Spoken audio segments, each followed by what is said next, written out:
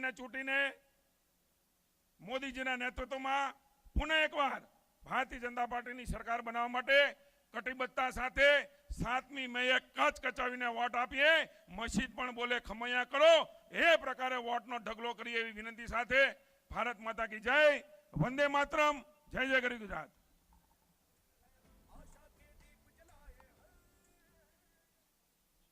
भारत माता की। अपना देशनु गौरव संरक्षण मंत्री श्री राजनाथ सिंह जी अपनी वच्चे उपस्थित थई रह्या छे त्यारे हूँ अपना जिला भाजपना अध्यक्ष आरसी मकवाणा साहेब ने विनंती करूँ के शाब्दिक स्वागत करे।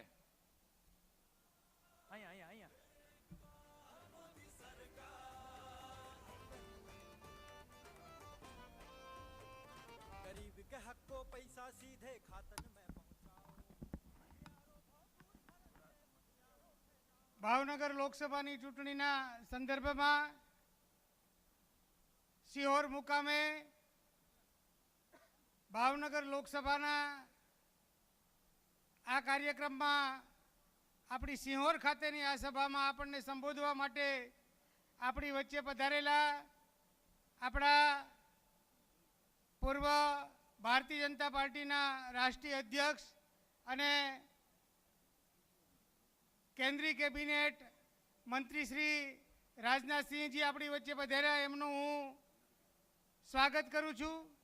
साथे स्टेज पर उपस्थित तमाम महानुभावों पण हूँ स्वागत करूँ छूँ अने आप सौ विशाल संख्या में पधारेला कार्यकर्ता भाईओ अने बहनों ए सौनु पण स्वागत करी वीरमो वंदे मातरम, भारत माता की जय।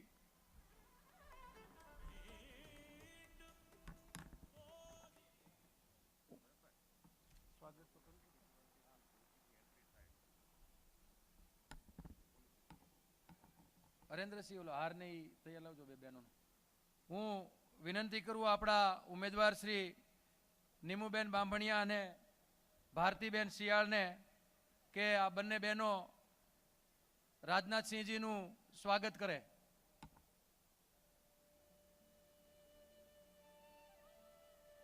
सौ वडीलो पण उभा थईने आपणे ताळीओथी राजनाथ सिंह जी ने वधावीशुं।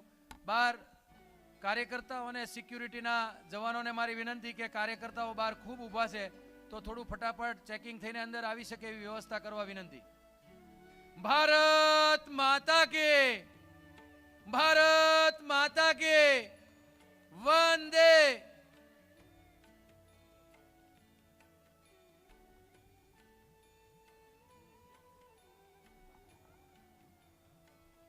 हूँ अपना भावनगर जिला અને બોટાદ જિલ્લા લોકસભાના ઉમેદવાર શ્રી નીમુબેન બાંભણિયાને વિનંતી કરું કે સૌ કાર્યકર્તાઓને સંબોધન કરશે।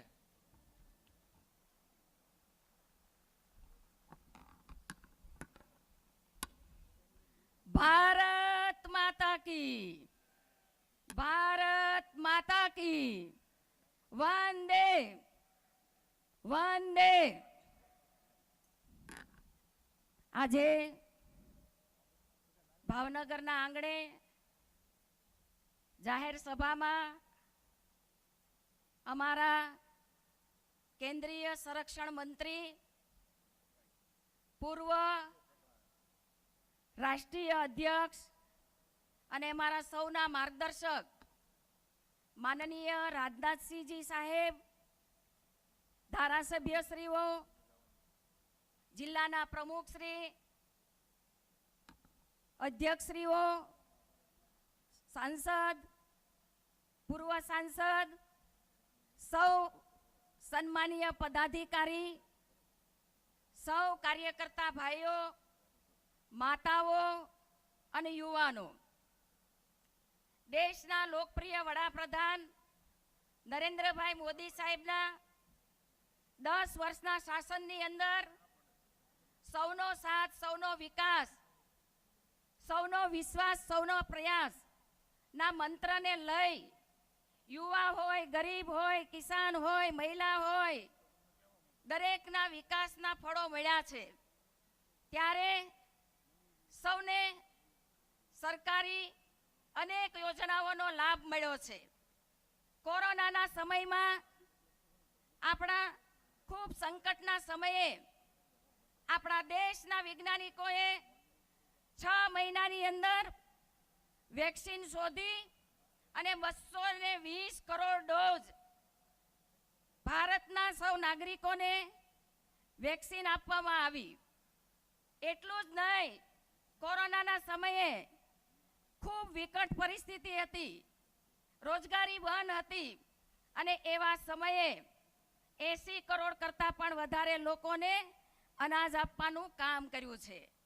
નરેન્દ્રભાઈએ 10 વર્ષના શાસનની અંદર 18 કલાક કામ કર્યું છે. ત્યારે આ ચૂંટણી એ નરેન્દ્રભાઈ મોદી સાહેબ લડી રહ્યા છે. ભાવનગર બોટાદ લોકસભાના ઉમેદવાર તરીકે હું પ્રતીક છું. આપ સૌના સહયોગથી એક કમળ દિલ્હી પહોંચવાનું છે. રામ રાજ્યની શરૂઆત થઈ ગઈ છે. અયોધ્યાની અંદર રામ ભગવાન બિરાજી ગયા છે. ત્યારે આપ સૌને મારી વિનંતી છે કે 7 તારીખે મતદાન છે. એક પણ મત આપણો પડ્યો ન રહે, એક પણ મત આપણે વેડફાય નહીં, એની સૌ ચિંતા કરીએ. આપણો કમળ તરફી મતદાન થાય અને આપણો મત એ દેશની સુરક્ષા માટે આપણે આપવાનો છે.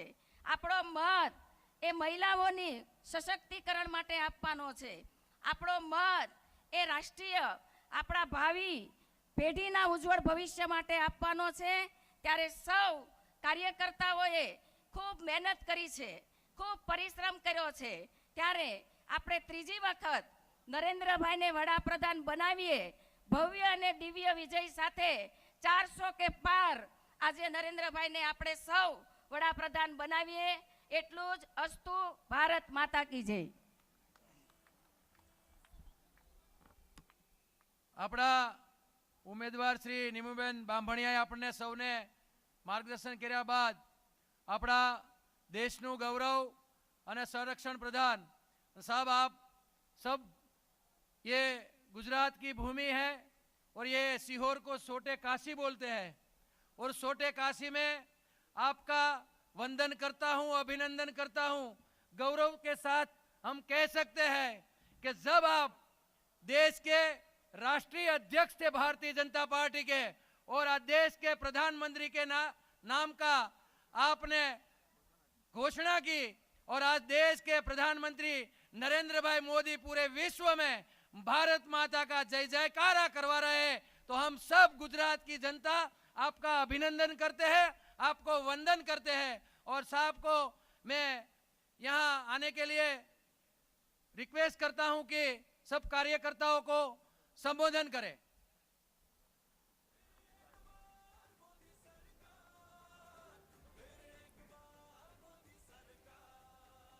बोलिए भारत माता की, भारत माता की. बहुत अच्छे. भारतीय जनता पार्टी के वरिष्ठ नेता श्रीमान भूपेंद्र सिंह जी चुड़ासमा और हमारे भारतीय जनता पार्टी के पूर्व प्रदेश अध्यक्ष, जिनका भाषण अभी भी आप लोग सुन रहे थे, ऐसे श्रीमान जीतू भाई, और गुजरात भारतीय जनता पार्टी के उपाध्यक्ष श्री महेंद्र सिंह जी, प्रदेश मंत्री श्री रघु भाई हुबल, जिलाध्यक्ष श्री आरसी जी मकवाना, श्री अभय चौहान, श्री चंद्रशेखर भाई दवे, श्री भरत भाई, निवर्तमान सांसद श्रीमती भारतीय वेनेशिया श्रीमती नीमूबेन भम्मनिया, आपकी प्रत्याशी श्री हरन सिंह गोहिल, और यहाँ मौजूद मेरे सभी सम्मानित बहनों एवं भाइयों. बहनों भाइयों, शायद इस स्थान पर पहली बार किसी सार्वजनिक सभा को संबोधित करने के लिए आप सबके सामने खड़ा हुआ हूं. भावनगर तो आया हूं, लेकिन शायद इस स्थान पर कभी सार्वजनिक सभा को संबोधित करने के लिए नहीं आया था. पहली बार आया हूं. आप लोगों ने स्वागत किया है, अभिनंदन किया है, और आप जानते हैं भारत की परंपरा है और शिष्टाचार का तकाजा भी है. स्वागत, अभिनंदन कभी एक तरफा नहीं होना चाहिए। इसलिए मैं भी अपनी तरफ से आप सभी बहनों भाइयों का हार्दिक अभिनंदन करता हूं, आप सभी का मैं स्वागत करता हूं। आज मैं आया हूं तो अपनी भारतीय जनता पार्टी की प्रत्याशी नीमूबेन के लिए आप अपना मत दें, यह अपील करने के लिए आया हूं। बहनों भाइयों, आप जानते हैं कि हमारे भारत के प्रधानमंत्री मोदी जी के नेतृत्व में नए भारत का निर्माण एक नई सोच के साथ केवल भारत ही नहीं देख रहा है, बल्कि सारी दुनिया देख रही है। मैं यह नहीं कहना चाहता कि इसके पहले की सरकारों ने कोई काम नहीं किया है। पहले की सरकारों ने, हर सरकार ने कुछ न कुछ काम किया है, लेकिन विकास की तीव्रता जो मोदी जी के नेतृत्व में इस भारत में देखने को मिली है, मैं दावे के साथ कह सकता हूं, आजाद भारत में किसी के नेतृत्व में विकास की यह तीव्रता हमको देखने को नहीं मिली।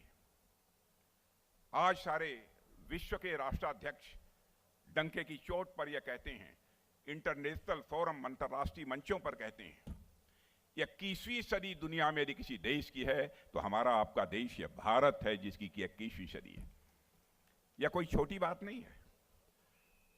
अभी अभी हाल में अमेरिका के राजदूत एक सम्मेलन को संबोधित कर रहे थे, या कोई सेमिनार था उसे संबोधित कर रहे थे, तो उन्होंने कहा कि यदि आप फ्यूचर महसूस करना चाहते हैं, अंग्रेजी में उन्होंने कहा था कि if you want to see the future come to India.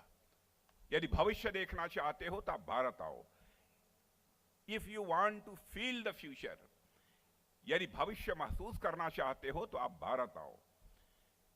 If you want to work on the future come to India. यदि आप भविष्य पर काम करना चाहते हो तो भारत आओ। यह मैं नहीं कह रहा हूं, विश्व के सबसे ताकतवर देश अमेरिका के एक राजदूत ने यह बात कही थी।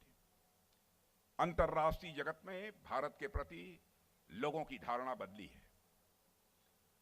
यदि मैं कहूं कि अंतर्राष्ट्रीय जगत में भारत का कद बढ़ा है मेरे बहनों भाइयों, तो यह कहना भी अतिशयोक्तिपूर्ण नहीं होगा। मैं जानता हूं 10 वर्ष पहले भी अंतर्राष्ट्रीय मंचों पर मुझे बोलने का कई बार अवसर प्राप्त हुआ है। दूसरे भी भारत के प्रतिनिधियों को अंतर्राष्ट्रीय मंचों पर बोलते हुए मैंने सुना है, लेकिन मैंने यह महसूस किया है तब के भारत और अब के भारत में सबसे बड़ा अंतर यह है, आज के 10 वर्ष पहले भारत अंतर्राष्ट्रीय मंचों पर जब बोलता था तो भारत की बातों को जिस गंभीरता पूर्वक लिया जाना चाहिए नहीं लिया जाता था। लेकिन आज यदि अंतर्राष्ट्रीय मंच पर भारत कुछ बोलता है तो मेरे बहनों भाइयों, सारी दुनिया कान खोलकर सुनती है कि भारत बोल क्या रहा है। यह सारी दुनिया में भारत की हैसियत बनी है।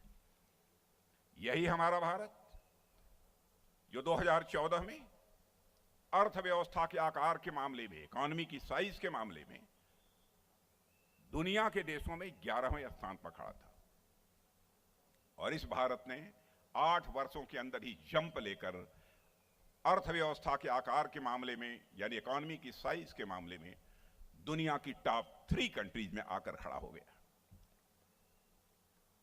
और बहनों भाइयों, सारे विश्व के अर्थशास्त्री डंके की चोट पर कहते हैं, सर्वाधिक तेजी से आगे बढ़ने वाली अर्थव्यवस्था किसी देश की है तो वह भारत की है। और लोगों का यह मानना है, केवल हम ही लोग नहीं कह रहे हैं, अंतर्राष्ट्रीय समुदाय के लोगों का मानना है कि भारत ऐसे ही आगे बढ़ता रहा तो 2047 आते आते भारत को विश्व का एक विकसित देश बनने से दुनिया की कोई ताकत रोक नहीं सकती है। यह भारत की हैसियत है। मैं एक घटना की याद दिलाना चाहता हूं आपको।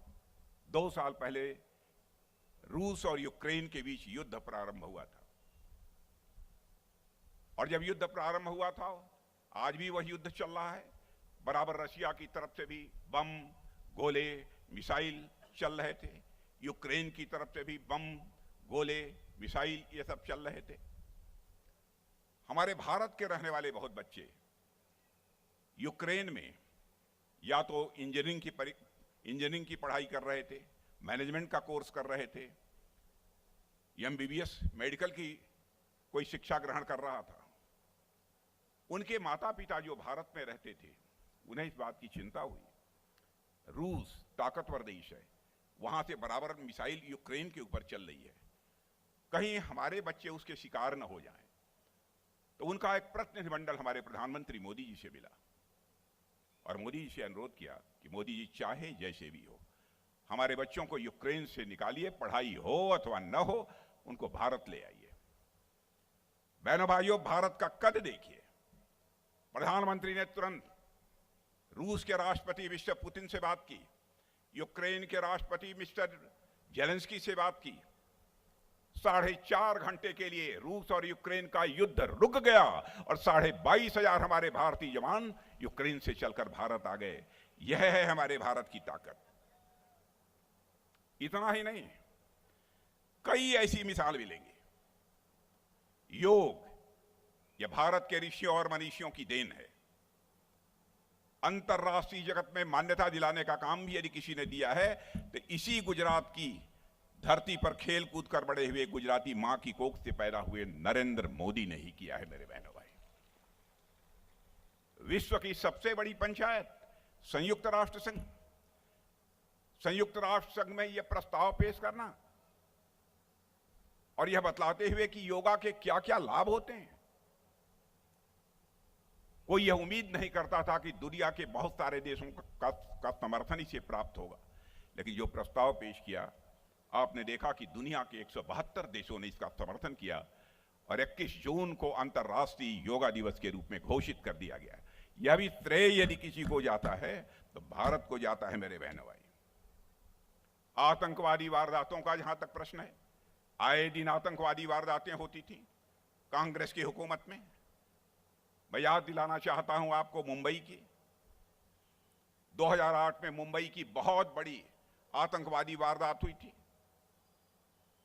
उस समय वहां के कांग्रेस के गृह मंत्री ने बोलते हुए कहा कि इस प्रकार की आतंकवादी वारदातें तो देश में होती ही रहती हैं, और यह सच भी है। उस समय कई राज्यों में आतंकवादी वारदातें उसके पहले भी और बाद में भी हुई थी।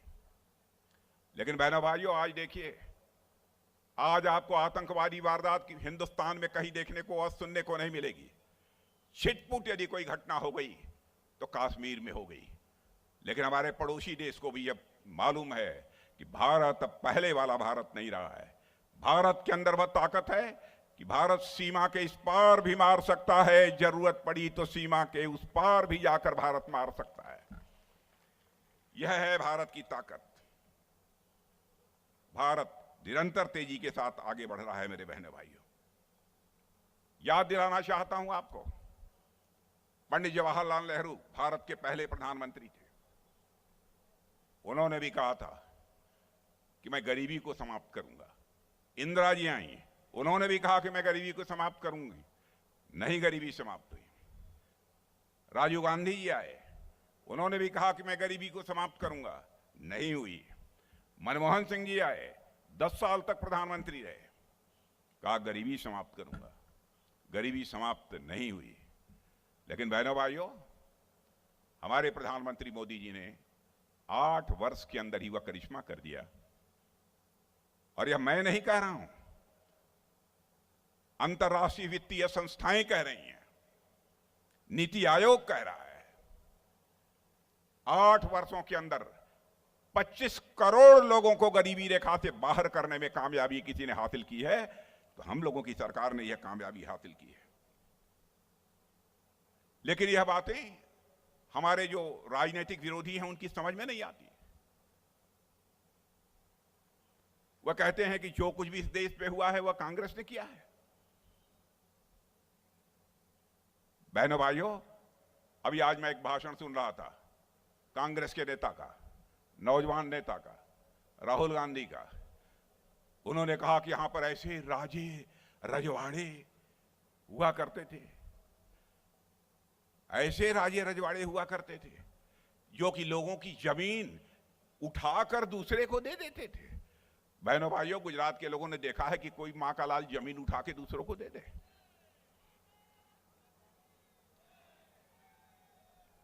राहुल गांधी मैं बतलाना चाहता हूं, हमारे देश के राजे रजवाड़ों का जहां तक प्रश्न है, हमारे देश के राजे रजवाड़ों ने सरदार वल्लभ भाई पटेल के एक अपील पर अपनी सारी रियासत भारत में मर्ज करने का फैसला किया था। मैं राहुल गांधी,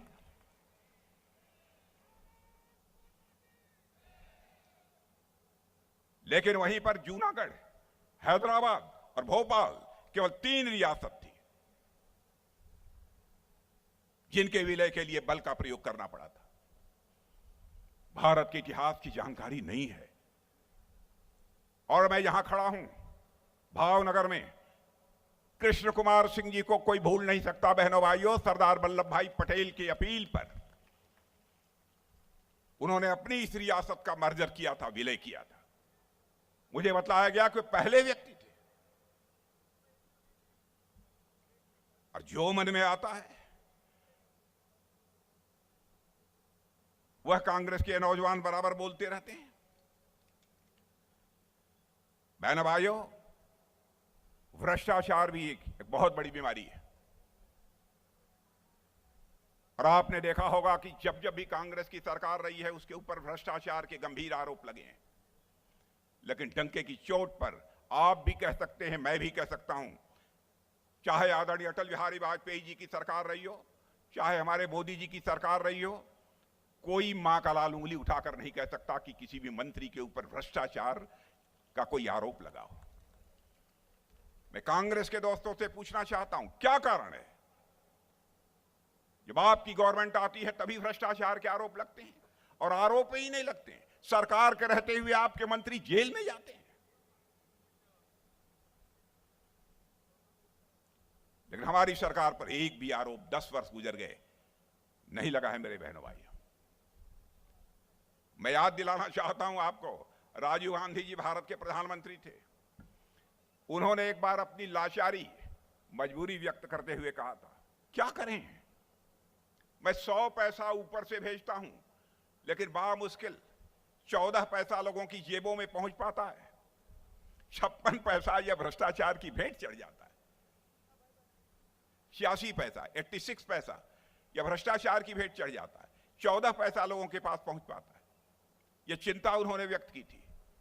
किसी ने उस चुनौती को नहीं स्वीकार किया। आजाद भारत के इतिहास में पहली बार भ्रष्टाचार की चुनौती को किसी ने स्वीकार किया तो हमारे प्रधानमंत्री मोदी जी ने स्वीकार किया। मेरे बहनों भाई, मुझे याद है पहली मीटिंग जब हो रही थी, मैं उस समय गृह मंत्री था भारत का, साथ बैठे थे हम दोनों लोग। जिस समय अधिकारियों की बैठक हो रही थी वो अधिकारियों को निर्देश दे रहे थे सभी नागरिकों को जिनके खाते न खुले हों खाते खोल दिए जाए। तो मैंने ये पूछा कि ये सारे लोगों के खाते खुल जाने चाहिए, समय सीमा भी उन्होंने निर्धारित कर दी, इसके पहले खुल जाने चाहिए। तो मैंने कहा इससे क्या लाभ होगा? तो उन्होंने कहा कि राजनाथ जी मैं बाद में बतलाऊंगा। बहनों भाइयों, उसका करिश्मा देखा। जनधन और आधार और मोबाइल की ऐसी त्रिमूर्ति तैयार कर दी कि आज दिल्ली के बैंक से 100 रुपया चलता है तो 100 का 100 रुपया आपके खाते में पहुंचता है। एक पैसा भी भ्रष्टाचार की भेंट नहीं चढ़ने पाता है। भ्रष्टाचार भाषण देकर समाप्त नहीं किया जा सकता। भ्रष्टाचार को समाप्त करना है, भ्रष्टाचार को कम करना है, मिनिमाइज करना है, सिस्टम में बदलाव लाकर किया जा सकता है। मैं यह दावा नहीं करना चाहता कि पूरी तरह से भ्रष्टाचार हम लोगों ने समाप्त कर दिया है। मनुष्य की कुछ स्वाभाविक कमजोरियां होती हैं, परिवर्तन होने में समय लगेगा उसमें।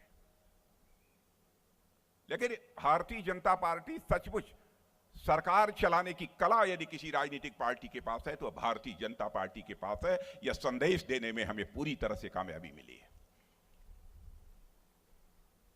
और जहां तक विश्वसनीयता का सवाल है, पहले नेता को देखते थे लोग तो कहते थे नेताजी हैं, जो झूठ बोले, जो कहे वह न करे, उसको कहते हैं नेताजी हैं। नेताजी तो ऐसे ही जो कहते हैं वह करते नहीं है।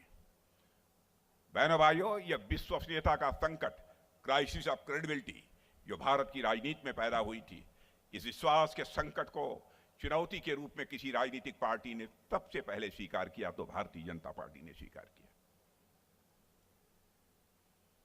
मैं आपको याद दिलाना चाहता हूं, और प्रेस के दोस्तों से भी कहना चाहता हूं, मेरी कोई बात गलत हो, आप निश्चित रूप से मेरी आलोचना कर दीजिएगा। और यह बात मैं इसलिए कह रहा हूं, जिंदगी में हमने राजनीति की है तो जनता की आंखों में धूल झोंक कर राजनीति नहीं की है, जनता की आंखों में आंख डालकर राजनीति की है। हम किसी व्यक्ति की बात नहीं कर रहे हैं, मैं पार्टी की बात कर रहा हूं। मैं याद दिलाना चाहता हूं, भारतीय जनसंघ के रूप में जब हम 1951 में काम कर रहे थे, पहला घोषणा पत्र हमने तैयार किया। उस समय भी कहा था हम आएंगे, जम्मू कश्मीर को धारा 370 के तहत जो एक विशेषाधिकार प्राप्त है, स्पेशल स्टेटस प्राप्त है, चुटकी बजाकर समाप्त करेंगे यदि हमको संसद में बहुमत मिल गया तो। उस समय के वादे को भी हमने याद रखा था। आपने देखा, आपने संसद के दोनों सदनों में हम लोगों को बहुमत दे दिया बहनों भाइयों, चुटकी बजाकर धारा 370 को हम लोगों ने समाप्त कर दिया। आज जम्मू कश्मीर का वही स्टेटस है जो हिंदुस्तान के सभी राज्यों का स्टेटस है। आज चले जाइए, पहले का कश्मीर, आज का कश्मीर बदला हुआ दिखाई देगा। इसका हमको और कोई दूसरी राजनीतिक पार्टी नहीं कर सकती थी, भारतीय जनता पार्टी ही कर सकती थी। मैं आया तो सुन रहा था, हमारे जीतू भाई बोल रहे थे राम मंदिर के बारे में।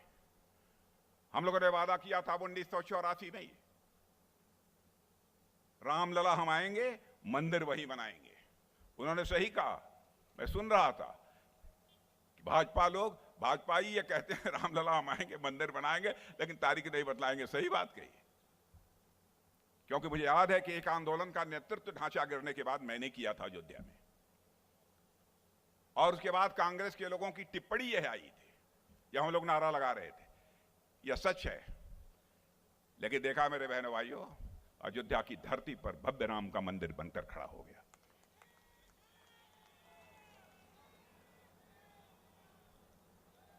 और एक बात और मैं कहना चाहूंगा, रामलला अपनी कुटिया से निकलकर, अपनी झोपड़ी से निकलकर अपने महल में प्रवेश कर चुके हैं मेरे बहनों भाइयों। भारत में राम राज्य के आगाज का संकेत हो चुका है।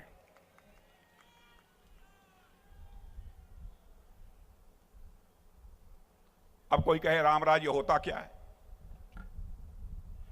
जब आदमी को अपने कर्तव्य के प्रति जागरूकता पैदा हो जाए, कर्तव्य बोध हो जाए, तब यह मान लीजिए, जब कर्तव्य बोध पैदा हो जाए तब यह मान लीजिए कि राम राज्य आने वाला है। लेकिन अधिकार बोध पैदा हो कि नहीं, हमारा यह अधिकार है, कर्तव्य की किसी को चिंता ही ना हो, तो बहनों भाइयों समाज में संकट पैदा होता है। मर्यादा पुरुषोत्तम भगवान राम को यदि जेल जाना पड़ा तो कैकेयी के अधिकार बोध के कारण ही जेल जाना पड़ा था। अन्य सारे लोग, उनके अंदर कर्तव्य बोध था, अपनी जिम्मेदारियों का निर्वाह कर रहे थे। इसीलिए मैंने कहा रामलला अपने महल में प्रवेश कर चुके हैं, भारत में राम राज्य का आगाज हो चुका है। हम लोगों ने अपने घोषणा पत्र में यह भी कहा था, हम आएंगे तो 3 तलाक की प्रथा को समाप्त करेंगे। मैं जानता हूं कि लोगों ने हम लोगों के ऊपर आरोप लगाया था, कहा था साहब दूसरे धर्म के मामले में आप क्यों हस्तक्षेप करते हैं।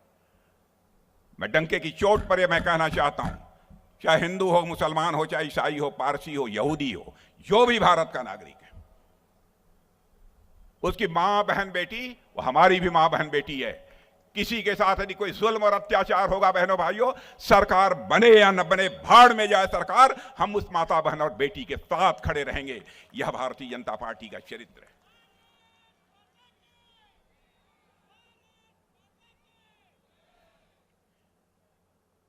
क्या तमाशा बना दिया है इन लोगों ने।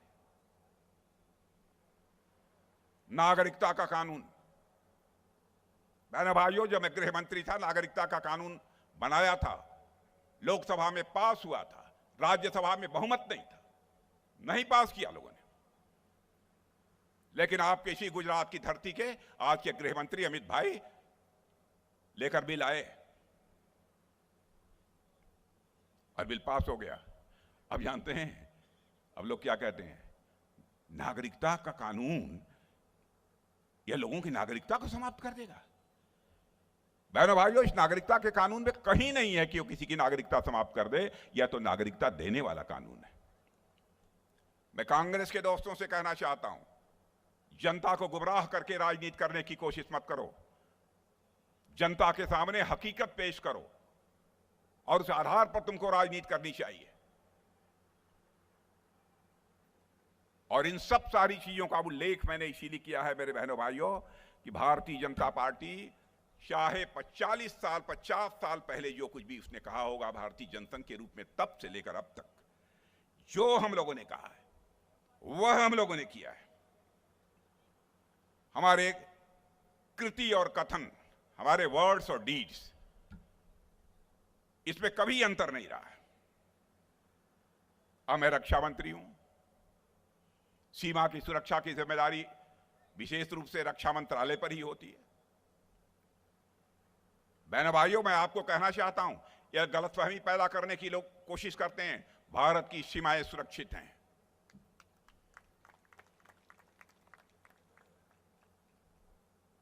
धारणा बदल गई है भारत के बारे में। भारत अब कमजोर भारत नहीं रहा है, भारत ताकतवर भारत बन गया है। लेकिन हम अपने पड़ोसी देशों के साथ अच्छे रिश्ते बनाकर रखना चाहते हैं।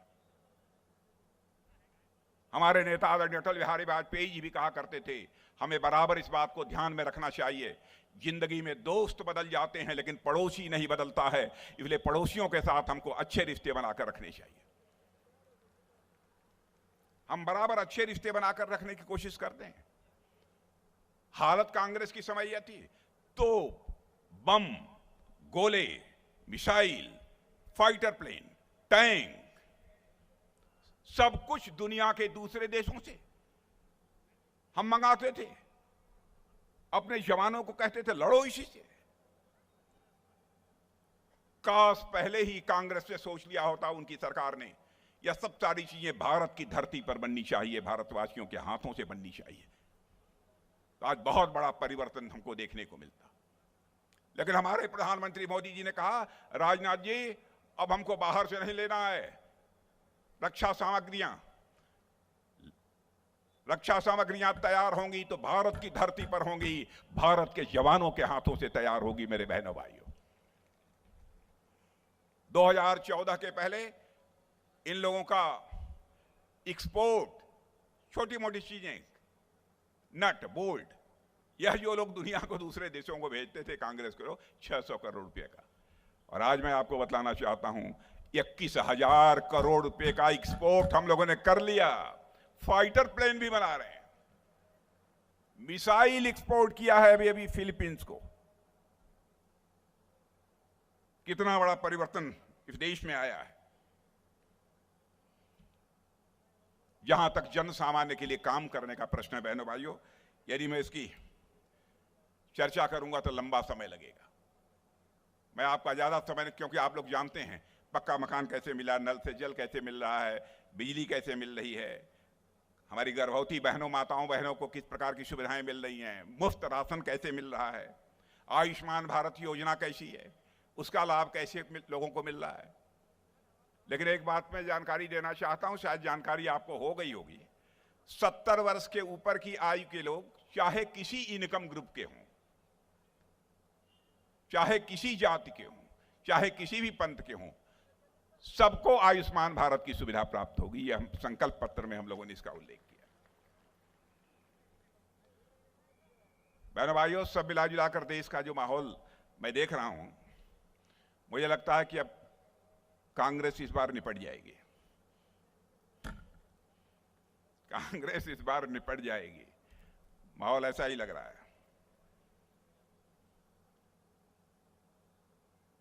अब हिम्मत नहीं है उनकी खड़े होने की, कांग्रेस की।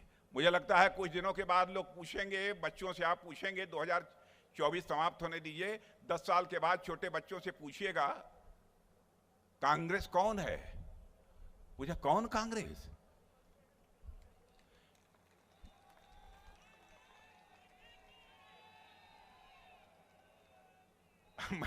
मैं तो इनकी हालत जब देखता हूं तो बड़ी तरस भी आती है। मुझे लगता है जैसे डायनासोर इस धरती से लुप्त हो गया है, वैसे ही कुछ समय के बाद कांग्रेस भी इस धरती से लुप्त हो जाएगी।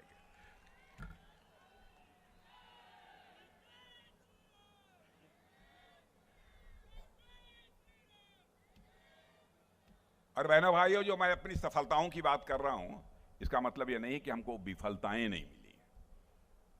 हमको असफलताएं भी मिली हैं, विफलताएं भी मिली हैं। मैं याद दिलाना चाहता हूं चंद्रयान की। चंद्रयान 2, जो हमारे देश के वैज्ञानिकों ने चंद्रमा के दक्षिणी ध्रुव पर पहुंचने के लिए छोड़ा, नहीं पहुंच पाया। हताशा, निराशा वैज्ञानिकों के अंदर। हमारे पास डीआरडीओ का विभाग है, 7-8 हजार वैज्ञानिक उसमें काम करते हैं। मिसाइल्स वगैरह बहुत सारी चीजों को लॉन्च करते हुए, रॉकेट वगैरह मैंने स्वयं जाकर देखा है। यदि वह विफल हो जाता है, अपनी कामयाबी को हासिल नहीं कर पाता, बहनों भाइयों, एक भी वैज्ञानिक ऐसा नहीं होता जो वहां बैठा हो उस रूम में, उसके आंखों से आंसू न टपकते हो।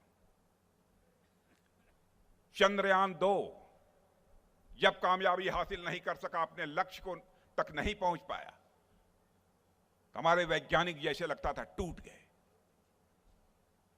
चटपट हमारे प्रधानमंत्री ने उनकी वेदना को समझा और दिल्ली से सीधे उनके पास पहुंचे और वैज्ञानिकों को गले से लगाकर उन्हें ढाढ़स बनाई और कहा, चिंता मत करो, आप आगे बढ़ो, हम आपके साथ खड़े हैं। और आपने देखा कि उसके बाद 1.5 साल के अंदर ही हमारे वैज्ञानिकों ने वह करिश्मा कर दिया कि चंद्रयान 3 छोड़ा। बहनों भाइयों, वह चंद्रमा के दक्षिणी ध्रुव पर पहुंच गया, उसका लैंडर वहां लैंड कर गया। और दुनिया का अकेला देश ये भारत है जो चंद्रमा के साउथ पोल पर अपना लैंडर उतारने में कामयाबी उसने हासिल की है। क्या हो गया है इन लोगों को? अभी हाल में देखा होगा, एक इंडियन ओवरसीज कांग्रेस के अध्यक्ष हैं सैम पित्रोदा, बहुत अच्छा नाम है, सैम पित्रोदा। उन्होंने कहा कि अमेरिका में एक सिस्टम है कि घर में माँ बाप अथवा जो बड़े बुजुर्ग होते हैं, यदि वो मर जाएं तो उनकी जो 100 रुपये की संपत्ति है तो 55 रुपया सरकार को ले लेना चाहिए, 45 रुपया छोड़ देना चाहिए। आपको मंजूर है? कितने लोगों को मंजूर है? किसी को मंजूर नहीं। क्या हो गया इनको? जानते हैं, उनके स्टेटमेंट के बाद कई अर्थशास्त्रियों ने कहा है कि बहुत ही घातक है स्टेटमेंट इनका, बहुत ही घातक है। लेकिन ऐसे ही अनाप शनाप बातें ये लोग बोलते रहते हैं। और बहनों भाइयों, इसीलिए अपील करने आया हूं, देश तेजी से आगे बढ़ रहा है और हालत एक और मैं बतला देता हूं भारत के बारे में क्या है। आज के 10 वर्ष 15 साल पहले भारत में बड़ी कंपनियों में जब सीईओ की नियुक्ति होती थी तो सामान्यतः लोग देखते थे कि भारतीय बहुत ही कम होते थे जिनकी की नियुक्ति होती थी, सबकी नहीं नियुक्ति होती।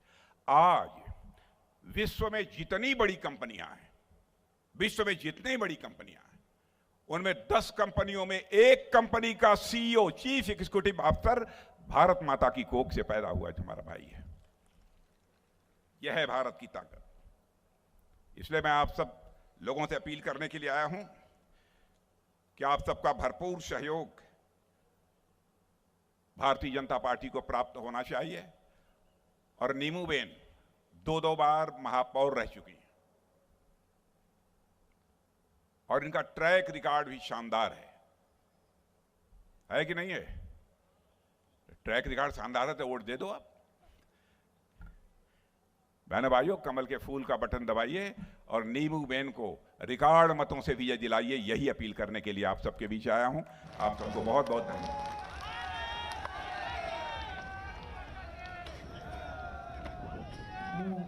અભયભાઈ ચૌહાણને વિનંતી કરું કે સૌને આભાર વિધિ કરશે. મહાનગરના અધ્યક્ષ શ્રી અભયભાઈ ચૌહાણ.